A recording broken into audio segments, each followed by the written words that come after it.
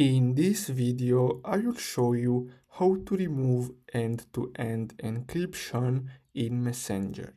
So the first step is to simply open Messenger, and then you're gonna have to simply open any conversation. So let's say this conversation right here. Now, if you tap on this username at the top, and then you scroll down, as you can see, you have this option, which is go to secret conversation. Now, if I tap on this, as you can see, end-to-end encrypted. So now the end-to-end encryption is turned on. So if you want to turn off this, you're gonna have to simply close the conversation and then simply go back. And as you can see, it's off. So basically, this is all you have to do in order to turn off end-to-end encryption in Messenger. I really hope you found this video helpful. Don't forget to like and subscribe. Thanks for watching.